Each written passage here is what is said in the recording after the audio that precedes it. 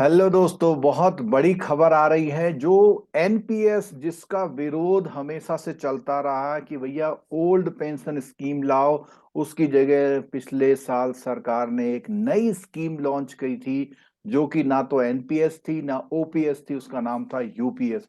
उसके लिए मैंने एक बेहतरीन वीडियो बनाया था, उसमें सारी जानकारी वहां पर आपको दी थी। इस आई बटन पर आप उसको देख सकते हैं। तो दोस्तों, ये एक बीच का रास्ता सरकार ने लगाया, हम लोगों को दिया था, और इसमें ऑप्ट करने का भी ऑप्शन दिया कि आपको कहा कि आप चाहें तो एनपीएस में बने रहे या आप जो है यूपीएस में आ जाएं।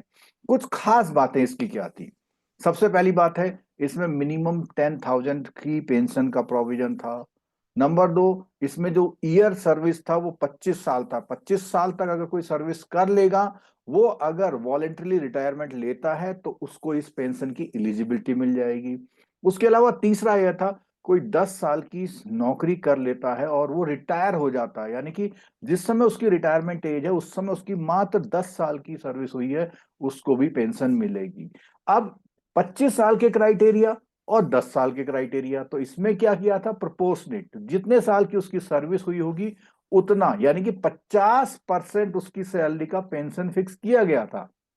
इस 50% में अगर उसकी सैलरी, उसकी जो जॉब है 25 साल नहीं हुई है, तो आप ऐसा मान लीजिए कि जितने साल कम हुई है उतने परसेंटेज उसके उस रेशियो में कम हो जाएंगे। उसके अलावा फैमिली पेंशन को क्या स्कीम थी कि जो भी उसकी पेंशन बनी थी, अगर उसकी डेथ हो जाती तो जो उसकी बनी थी पेंशन या बनेगी, उसका 60% उसको मिल जाएगा।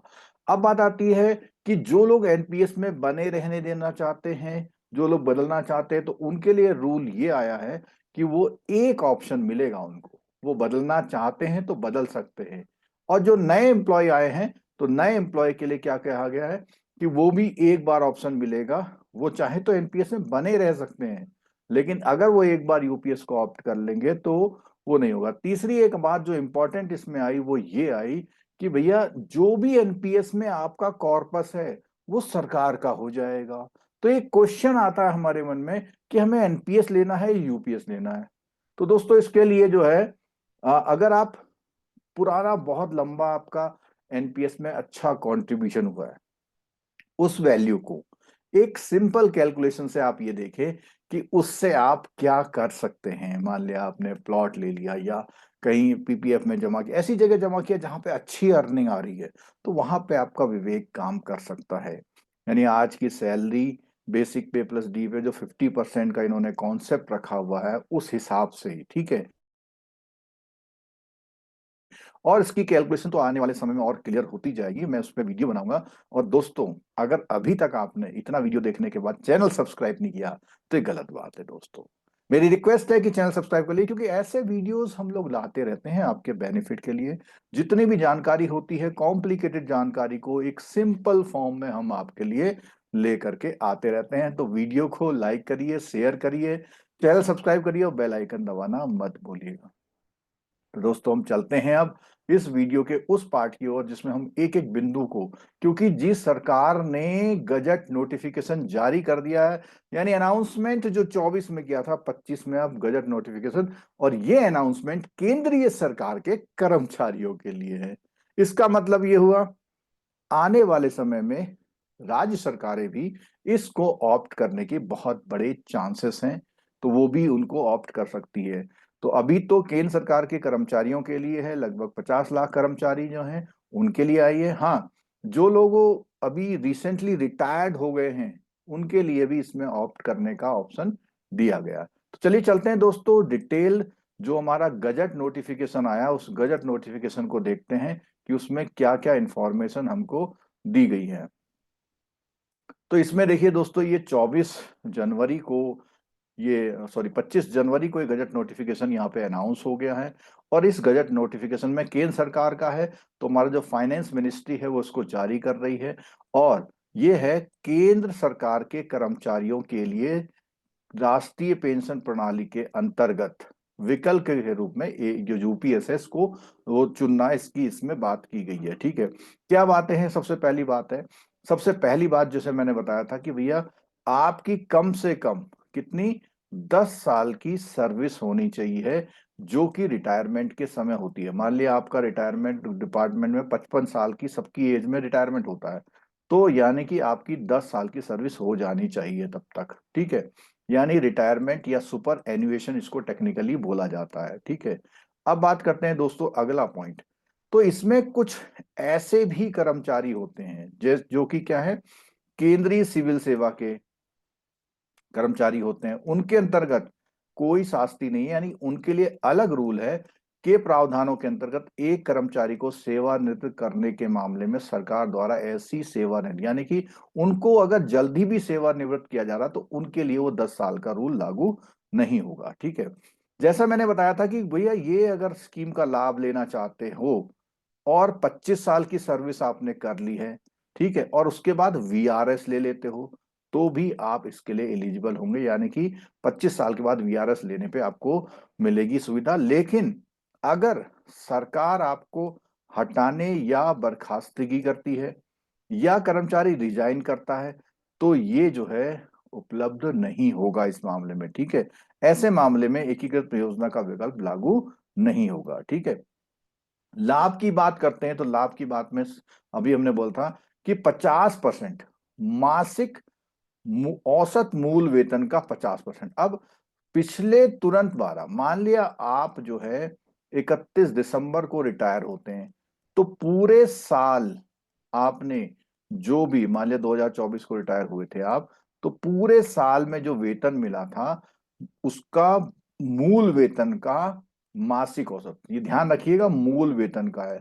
तो आमतौर पर एक कर्मचारी जब 20-25 साल नौकरी कर लेता है और वो लगभग 40,000 पर ज्वाइन करता है, तो उसकी लगभग जो बेसिक पे होती है वो 70 के आसपास हो जाती है, 70-75। तो उसका आधा यानी 35-40 हजार रुपए। तो इसका अंदाजा आप मोटा मोटा ही लगा लीजिए कि लास्ट में जो पेंशन आपको, मूल वेतन आपका है, उसका 50% मोटा अंदाजा आप लगा सकते हैं। तो आमतौर पर अगर आप 60,000 के उसमें है तो 30,000 आपकी तय हो जाएगी, ठीक है, अगर आप रिटायर होने वाले हैं। और अगर आपकी बहुत जॉब है तो जो जितना आपका, आप सीधे स्केल देख लें उसमें, पे स्केल में कहाँ तक पहुंच जाएंगे, उसका आप 50% आप कर लीजिए, ठीक है। पूर्ण सुनिश्चित भुगतान न्यूनतम 25 वर्ष। अब ये जो 50% का स्केल है वो तब होगा जब आप 25 वर्ष की सेवा कर लेंगे। अगर मान लिया आपने केवल जो है 10 वर्ष की सेवा करी है, मान लिया, ठीक है, तो आपको 20% ही मिलेगा। यानी जिनकी सेवा कम है, 10 से 25 से कम है, तो उनको और कम पेमेंट मिलेगी, ठीक है। उसके अलावा वही रेशियो में मिल जाएगा। तीसरा, एक इसने बोला हुआ 10 साल या उससे अधिक अगर आपने नौकरी कर ली तो कम से कम आपके हाथ में 10,000 रुपए और दिए जाएंगे, ऐसा कहा गया है, ठीक है। और स्वैच्छिक सेवानिवृत्ति के मामले में उस तारीख से शुरू होगा जिस तारीख को कर्मचारी सेवा में जारी रहते हुए, यानी कि अभी आपकी उम्र है 51 ईयर और आपने वीआरएस ले लिया। अगर आपने यहां पर वीआरएस ले लिया तो आपको 9 साल वेट करना पड़ेगा, यानी आपकी पेंशन जिस दिन रिटायरमेंट की एज थी तभी से मिलेगी, ठीक है। कर्मचारी की अगर मृत्यु हो जाए तो जो भी उसको भुगतान मिल रहा था उसका 60% उसके कानूनी रूप से जो भी उसके पीछे विवाहिता पति या पत्नी है उनको मिल जाएगा, ठीक है। महंगाई राहत, सुनिश्चित भुगतान और पारिवारिक भुगतान। अब ये मामला जो है जैसे महंगाई राहत, तो अभी इस पे बात आ रही है कि अगर किसी समय पे आने वाले 5-10 सालों में इस पेंशन से उसका गुजारा नहीं होता तो कोई रिकमेंडेशन अगर आती है तो वहां पर इस पे कुछ और इंक्रीमेंट की बात कही गई है। महंगाई राहत की गणना सेवारत कर्मचारियों पे लागू महंगाई भत्ते की तरह की जाएगी। महंगाई राहत केवल भुगतान शुरू होने पर ही देय होगी, ठीक है। अगली बात आती है कि अगर आपने जो सर्विस थी, जो एलिजिबल सर्विस थी, प्रत्येक 6 महीने के लिए मासिक परिलब्धियों, जिसमें मूल वेतन और महंगाई है, का 10% एक मुश्त अनुमति, यानी कि जब आप जितनी आपने जॉब कर ली है तो उस जॉब का हर साल का 6 महीने यानी एक साल में दो टुकड़े हो गए आपके, ठीक है। उन दो टुकड़ों में क्या मिलेगा, आपको मासिक परिलब्धियां, जो मासिक आपको मिलता है मूल वेतन और महंगाई भत्ता, उसका 10% से एक मुश्त राशि भी आपको दी जाएगी। यह एक मुफ्त भुगतान सुविधा उसको मात्रा को प्रोवाइड, यानी कि आपका जो पेंशन है वो अलग चल रहा है और ये एक राशि आपको अलग से दी जाएगी। ठीक है। एकीकृत पेंशन योजना के दो निधियां बनाई हैं। एक तो ये जो कर्मचारी अपना हिस्सा देता है और उसी के बराबर सरकार भी देती है, ठीक है, के साथ एक व्यक्तिगत कार्पस और केंद्र सरकार के अतिरिक्त अंशदान का एक पूल, यानी कि केंद्र सरकार इसके अलावा भी एक पूल कॉर्पस बना के रखेगी जिससे कि किसी भी कर्मचारी की पेंशन देने में देरी या अयोग्यता ना हो, यानी कि एलिजिबल अपना फंड बना के रखेगी। ठीक है। कर्मचारियों का अंशदान 10% होगा, केंद्र सरकार का भी 10% होगा, और ये सब कहाँ जमा, वो कर्मचारी के व्यक्तिगत में, यानी कि इनिशियली जो ये 10-10 है वो तो कर्मचारी के व्यक्तिगत कॉर्पस में आएगा और एक अलग से अतिरिक्त बना के रखेगी सरकार। ठीक है। उसके अलावा अगर हम बात करें तो जो भी केंद्र सरकार के कर्मचारी हैं के अनुमानित 8.5% मूल वेतन और महंगाई भत्ता का अतिरिक्त अनुसार, यानी कि सरकार एक पूल में जो बना के रखेगी जिससे कभी भी उसका दिक्कत ना हो, भुगतान सुनिश्चित किया जा सके, एक अलग से उसका मूल वेतन महंगाई का 8-8.5% भी अलग से उसको व्यवस्था पूल कॉर्पस के स्थान पर रखेगी। ठीक है। कर्मचारी केवल व्यक्तिगत कॉर्पस के लिए ही निवेश के विकल्पों को अपना सकते हैं, यानी कि जो ऊपर 10 और 10-20% था ना ये वाला, इसके लिए कर्मचारी इन्वेस्टमेंट के लिए अलग अलग जो जैसे एनपीएस में था वो अपना सकते हैं, लेकिन जो अलग से सरकार कर रही है जमा उस पे वो डिफॉल्ट पैटर्न जो भी होगा वो अगर उसने नहीं अपनाया तो सरकार का जो जो पेंशन नियामक अधिकरण का है प्राधिकरण ने जो भी तय किया हुआ उसी पैटर्न पे इन्वेस्टमेंट होगा, यानी कि वो जो पैसा जमा हो रहा है उसकी ग्रोथ से ही तो आपको पेंशन मिलनी है ना। उसके बाद बात आती है केंद्र सरकार के अतिरिक्त अंशदान के माध्यम से निर्मित पूल कॉर्पस के लिए निवेश संबंधी निर्णय पूरा, और ये आप इसमें दखलंदाजी नहीं कर सकते हैं। ठीक है। वो कर्मचारी जो पेंशन की इस तारीख से पहले सेवानिवृत्त हो गए तो उनको भी इसका विकल्प चुनने का एक मौका दिया जाएगा। ठीक है। एकीकृत ये यूपीएस जो स्कीम है विकल्प के परिचालन में आने वाली प्रभावी तारीख को राष्ट्रीय पेंशन प्रणाली के अंतर्गत केंद्र सरकार के विद्वान कर्मचारी के साथ साथ केंद्र सरकार के भावी, यानी कि जो नए कर्मचारी आएंगे उनको भी इसका एक वो दिया जाएगा।